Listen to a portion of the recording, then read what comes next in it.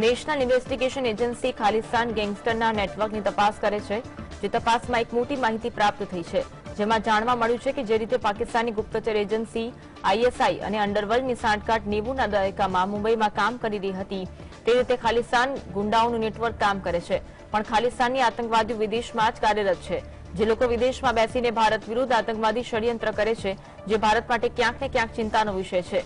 એનઆઈની ચાર્જશીટમાં લખ્યું જે રીતે બોલિવૂડ અને અંડરવર્લ્ડ વચ્ચેના સંબંધોનો ખુલાસો થયો હતો, કેનેડા, પાકિસ્તાન અને અન્ય દેશોમાં હાજર ગેંગસ્ટરોમાંથી ખાલિસ્તાની આતંકવાદીઓ અને પંજાબના ઘણા ગાયકો, ઉદ્યોગપતિઓ, કબડ્ડી ખેલાડીઓ અને વકીલો વચ્ચેના સંબંધો પણ તપાસ દરમિયાન બહાર આવ્યા છે।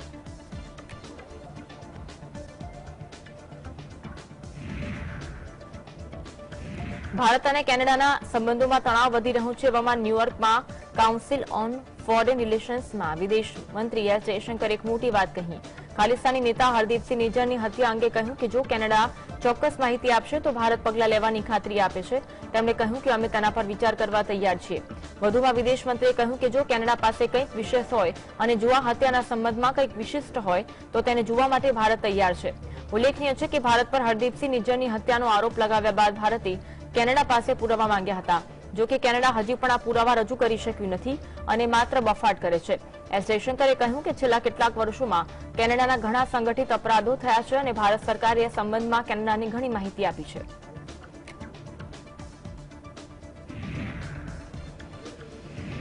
કોંગ્રેસ નેતા અધીર રંજન ચૌધરીએ ભારત વિરોધી ખાલિસ્તાની આતંકવાદીઓ વિરુદ્ધ કોઈપણ પ્રકારનો વિલંબ કર્યા વિના જરૂરી કાર્યવાહી કરવાની માંગ કરી હતી। તેણે ટ્વિટર પર લખ્યું કે હું કેનેડામાં ખાલિસ્તાની તત્વોના જધન્ય કૃત્યની આકરી ટીકા કરું છું, જેમણે અમારા વડાપ્રધાન મોદીના કટઆઉટ અને પોસ્ટરને લાત મારવાની હિંમત કરી અને ભારતના રાષ્ટ્રધ્વજને આગ ચાંપી, ત્યારે ભારત સરકાર ભારત વિરોધી આતંકવાદીઓ વિરુદ્ધ જરૂરી પગલાં ભરે। ઉલ્લેખનીય છે કે ગઈકાલે કેનેડાના ટોરન્ટો શહેરમાં 100 ખાલિસ્તાનીઓએ ભારતના રાષ્ટ્રધ્વજ તિરંગાને બાળી નાખ્યો હતો।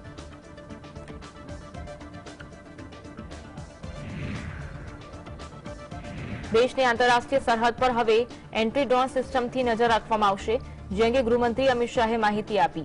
અમિત શાહે જણાવ્યું કે ભારત સરકાર બોર્ડર પર સિક્યુરિટી મજબૂત કરવા માટે પ્રતિબદ્ધ છે, જેને ધ્યાનમાં લઈને બોર્ડર પર એન્ટ્રી ડ્રોન સિસ્ટમ તૈનાત કરવામાં આવશે।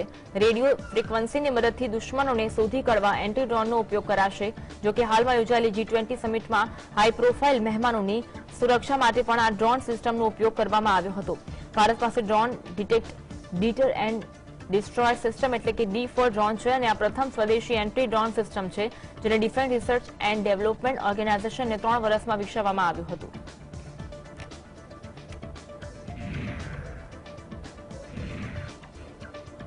Army chief general Manoj Pandey કહ્યું કે ઇન્ડો પેસિફિક માટે ભારતનો અભિગમ આ ક્ષેત્રના તમામ દેશોની પ્રાદેશિક અખંડિતતાના સન્માન, વિવાદોના શાંતિપૂર્ણ ઉકેલના ઉપયોગથી બચવા પર ભાર મૂક્યો। ભારત આયોજિત 13મી ઇન્ડો પેસિફિક મિલિટરી ચીફ કોન્ફરન્સમાં ઉદઘાટન સત્રમાં જનરલ પાંડે સમગ્ર મુદ્દે વાત કરી। અંદાજે 35 દેશોની સેનાના પ્રતિનિધિઓની હાજરીમાં તેમણે કહ્યું આપણી સામે મહત્વપૂર્ણ પડકારો છે, પણ આપણી સામૂહિક શાણપણ અને શક્તિ પણ એટલી જ મહત્વની છે। આપણે એ વાતને ઓળખવી જોઈએ કે તમામ દેશોની પદ્ધતિઓ અલગ હોઈ શકે, પણ ધ્યેય સ્વતંત્ર ઇન્ડો પેસિફિક એક જ છે। શાંતિ અને સ્થિરતા સુનિશ્ચિત કરવા માટે પ્રદેશના તમામ પક્ષો સાથે રચનાત્મક સંવાદ માટે ભારતની પ્રતિબદ્ધતા અતૂટ અને અડગ રહેશે।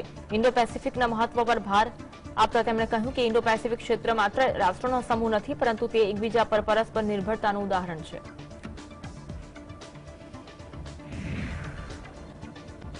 મધ્યપ્રદેશના કેટલાક ક્ષેત્રોમાં ઓફિસ એક્ટને 1 ઓક્ટોબરથી આગામી 6 મહિના માટે લંબાવવામાં આવ્યો। આ એક્ટ અશાંત વિસ્તારોમાં કાયદો અને વ્યવસ્થાની સ્થિતિ જાળવવા માટે લાગુ કરવામાં આવે છે। આ મુદ્દે કેન્દ્રીય ગૃહ મંત્રાલય તરફથી એક નોટિસ જાહેર કરવામાં આવી। Armed forces special power act એક એવો કાયદો છે જે સેના અને અન્ય કેન્દ્રીય અર્ધલશ્કરી દળોને દરોડા અને ઓપરેશન ચલાવવાની અને કોઈપણ પૂર્વ માહિતી અથવા ધરપકડ વોરંટ વિના કોઈપણ જગ્યાએ કોઈપણ વ્યક્તિની ધરપકડ કરવાની મંજૂરી આપે છે।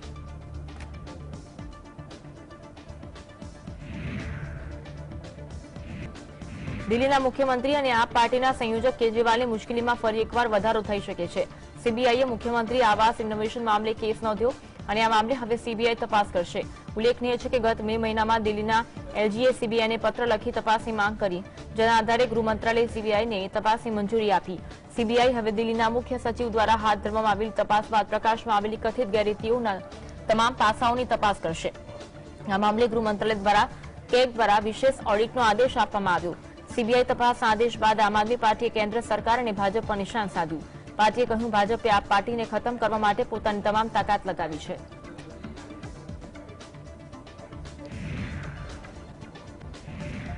વર્ષ 2024ની લોકસભા ચૂંટણી એકજૂટ થઈને લડવા માટે વિપક્ષી ઇન્ડિયા ગઠબંધનની રચના કરવામાં આવી છે, પરંતુ બેઠકોની વહેંચણીને લઈ કોઈ સહમતિ જોવા મળી રહી નથી.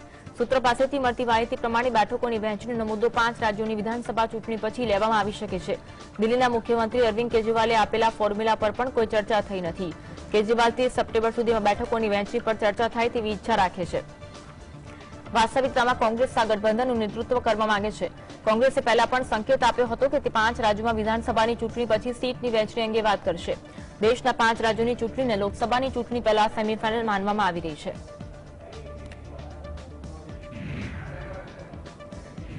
કાવેરી જળ વિવાદ મુદ્દે બેંગલુરુમાં ભાજપના કાર્યકર્તાઓએ રાજ્ય સરકારની નીતિ વિરુદ્ધ વિરોધ પ્રદર્શન કર્યું.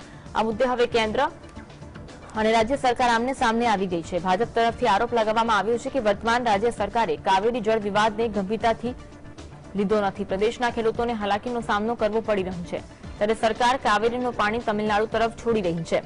રાજ્ય સરકાર પોતાની જવાબદારી નિભાવવામાં સદંતર નિષ્ફળ ગઈ છે. ભાજપના નેતા બીએસ યેદુરપ્પાએ જણાવ્યું કે સીએમ સિદ્ધારમૈયા અને શિવકુમારને ખબર હોવી જોઈએ કે તેમણે તમિલનાડુના એજન્ટ જેવું વર્તન ન કરવું જોઈએ. તેમણે વાસ્તવિક હકીકતો સમજવી જોઈએ. પ્રદેશના લગભગ તમામ જળાશયમાં પીવા માટે પૂરતું પાણી નથી.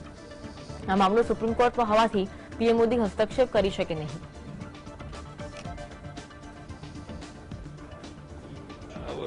Chief Minister Siddaramaiah and Shivkumar, they must know they should not behave like a Tamil Nadu agents. They must realize the actual facts.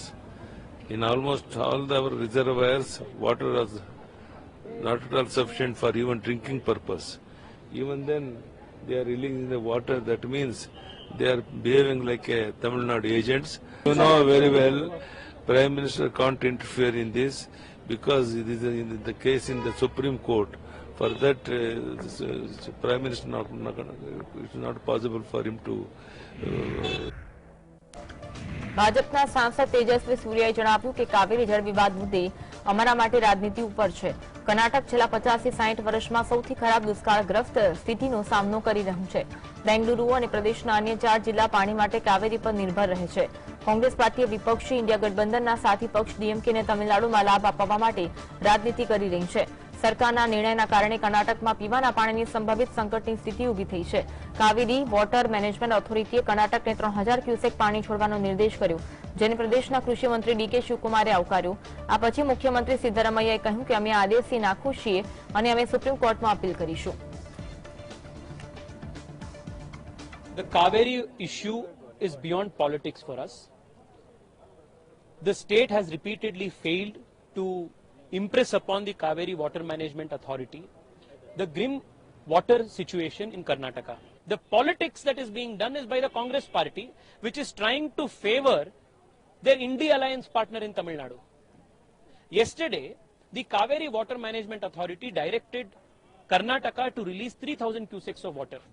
It was an adverse order against the state government of Karnataka.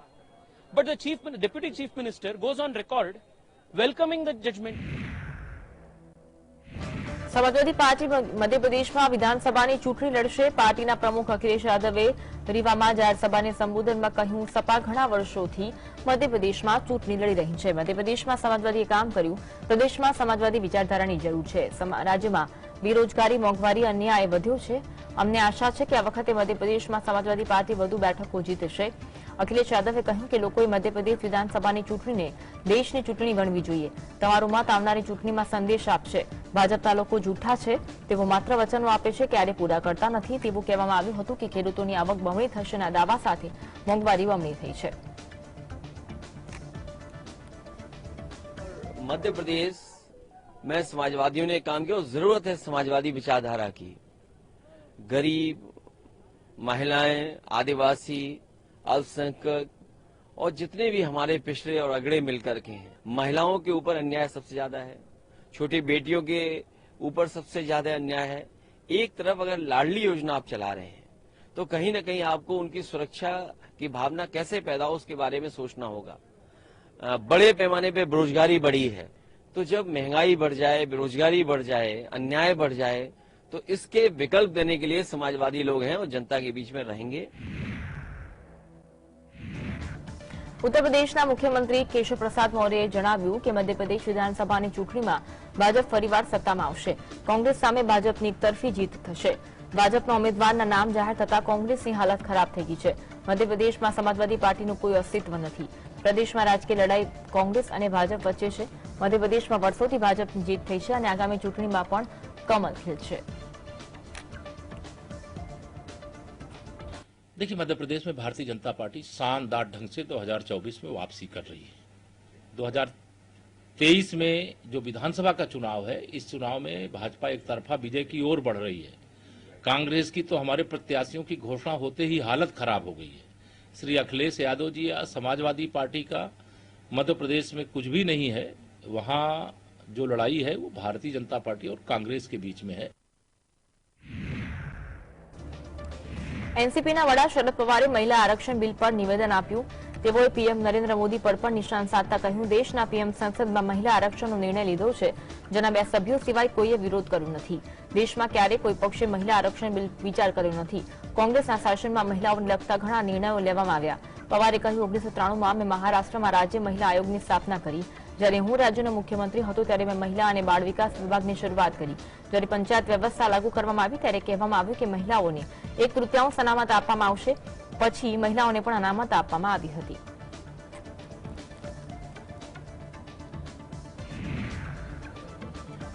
મધ્યપ્રદેશમાં આગામી વિધાનસભા ચૂંટણી માટે ભાજપે ઇન્દોર 1 વિધાનસભા મતવિસ્તારમાંથી ઉમેદવાર જાહેર કર્યા। ભાજપે અત્યાર સુધી રાજ્યમાં વિધાનસભા ચૂંટણી માટે જાહેર કરેલા તમામ ઉમેદવારોમાં સૌથી વધુ ચર્ચામાં રહેલા કૈલાશ વિજયવર્ગીય છે, જેમને ઇન્દોર 1થી મેદાનમાં ઉતારવામાં આવ્યા। ભાજપના રાષ્ટ્રીય મહાસચિવ કૈલાશ વિજયવર્ગીએ કહ્યું કે તેઓ ચૂંટણી લડવા માંગતા નહોતા, પરંતુ પાર્ટીએ તેમને પસંદ કર્યા હોય અને તેઓ તૈયારી છે। મંચ પરથી પાર્ટી કાર્યકર્તાઓને સંબોધતા તેમણે કહ્યું કે સાચું કહું તો મને ચૂંટણી લડવાની 1% પણ ઈચ્છા નથી। મેં માત્ર જાહેર સભાઓમાં આવવાનું આયોજન કર્યું હતું, પરંતુ હવે પાર્ટીના આદેશ સર્વોપરી છે। પરંતુ જો પાર્ટીએ મને પસંદ કર્યું છે તો અમે હવે તૈયાર છીએ। મને વિશ્વાસ નથી આવતો કે મને ટિકિટ આપવામાં આવી છે। मैं आपको विश्वास दिलाता हूं, मेरे को जितना समय मिलेगा मैं आऊंगा। जितने दरवाजे जा पाऊं जाने की कोशिश करूंगा। नहीं जा पाया तो आपकी जवाबदारी है कि विधानसभा क्षेत्र क्रमांक 1 का एक भी दरवाजा छूटे नहीं। आप स्वयं कैलाश विजयवर्गीय बन के लोगों के चरण स्पर्श करके उनसे आशीर्वाद लें और एक रिकॉर्ड जीत यहां पर होना चाहिए, ये मेरी आपसे अपेक्षा है।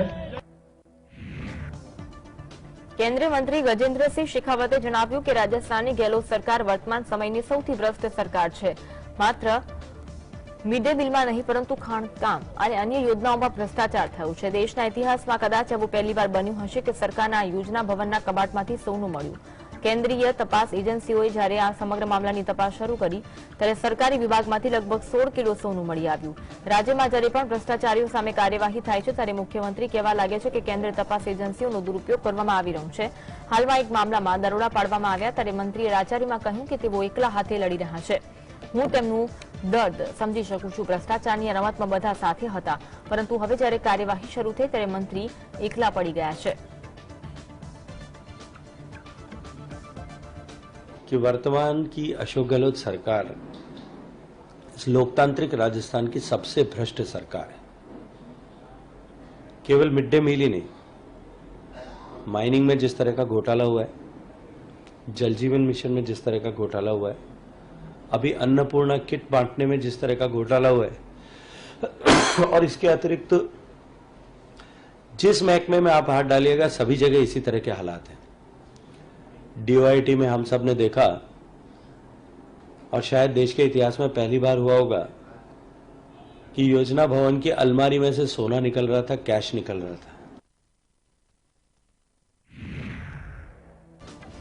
ભાજપના સાંસદ મેનકા ગાંધીએ ઇસ્કોન મંદિર સંગઠન પર ગંભીર આરોપ લગાવ્યા। તેમણે ઇસ્કોન પર ગાયો કસાઈઓને વેચવાનો આરોપ લગાવ્યો। હવે ઇસ્કોન મંદિર સંગઠને પર તેમના પર વળતો પ્રહાર કર્યો છે।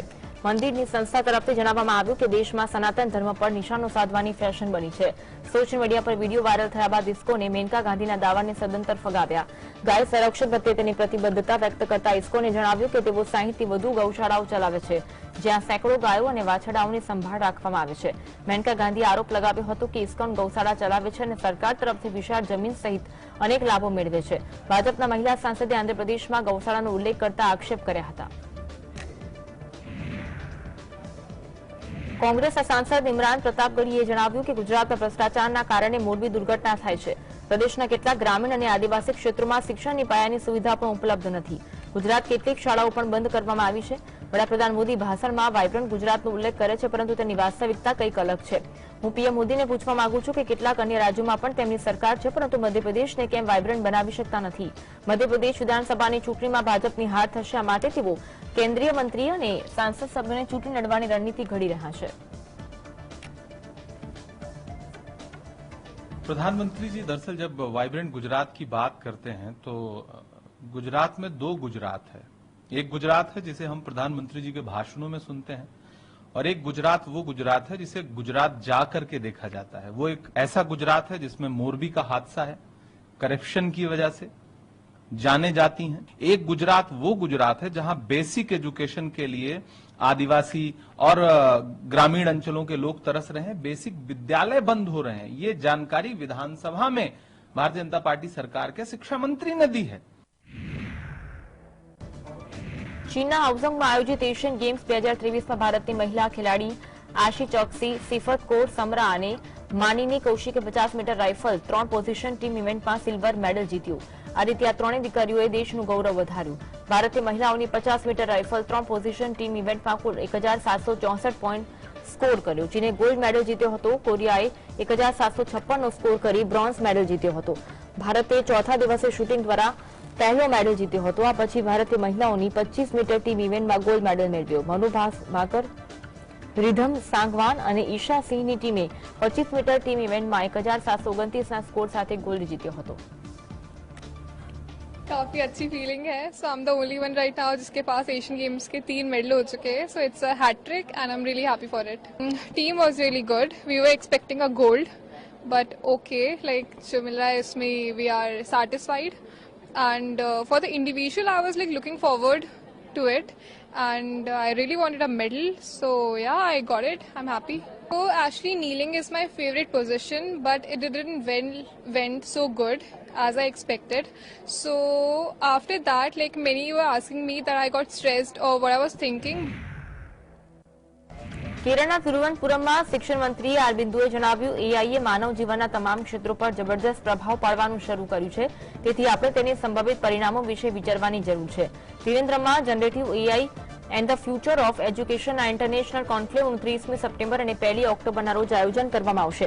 આર્ટિફિશિયલ ઇન્ટેલિજન્સનો શિક્ષણ સહિત અનેક ક્ષેત્રોમાં પણ ઉપયોગ કરી શકાશે। એઆઈ કોન્ક્લેવમાં રાષ્ટ્રીય અને આંતરરાષ્ટ્રીય સ્તરના નિષ્ણાતો હાજરી આપશે અને ડેટા એકત્ર કરી તેનું વિશ્લેષણ કરશે અને ત્યારબાદ અમે આ વિશે આગળ નિર્ણય કરીશું।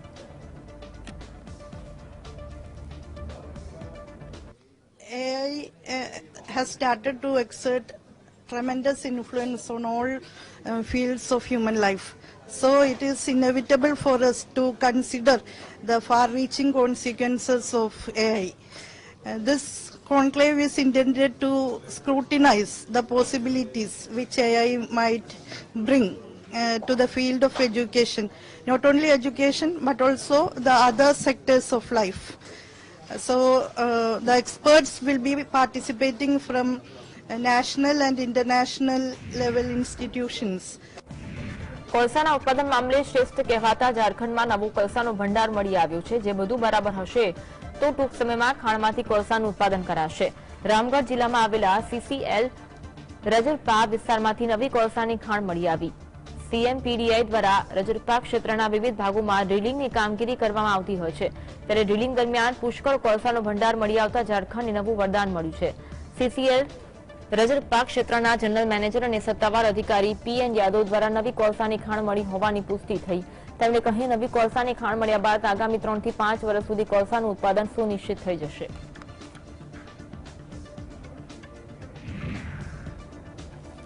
ભારતીય અવકાશ સંશોધન સંસ્થા ઇસરોએ એક એવી કામગીરી હાથ ધરી જેના કારણે ચીન અને પાકિસ્તાનની ઊંઘ ઉડી જશે. ઇસરો ચંદ્રયાન 3 અને આદિત્ય L1 ની સફળ લોન્ચિંગ બાદ હવે પોતાની રિજનલ નેવિગેશન સેટેલાઇટ સિસ્ટમની રેન્જ વધારવા પર કામ કરી રહી છે. IRNSS ની રેન્જ હાલ 1500 કિલોમીટર છે, જે વધારી 3000 કિલોમીટર કરવા પર ઝડપથી કામગીરી કરાઈ છે. આ કામગીરી સફળતાપૂર્વક પૂર્ણ થયા બાદ ચીન અને પાકિસ્તાન માટે વ્યૂહાત્મક રીતે મહત્વપૂર્ણ ઘણા શહેરો ભારતીય સેટેલાઇટની રડારમાં હશે. વૈજ્ઞાનિક અને ઔદ્યોગિક સંશોધન પરિષદના સ્થાપના દિવસ નિમિત્તે યોજાયેલ કાર્યક્રમમાં ઇસરોના વડા S. સોમનાથે હાજરી આપી, જ્યાં તેમણે ઇસરોની પ્લાનિંગ પર મહત્વનું પ્રેઝન્ટેશન આપી એજન્સીનું કઈ બાબતો પર ધ્યાન કેન્દ્રિત છે તે અંગે જણાવ્યું. આ પ્રેઝન્ટેશનમાં તેમણે રિજનલ નેવિગેશન સેટેલાઇટ સિસ્ટમની ચર્ચા કરતા કહ્યું છે કે આ સિસ્ટમની રેન્જ બમણી કરવાનો પ્રયાસ કરાયો છે.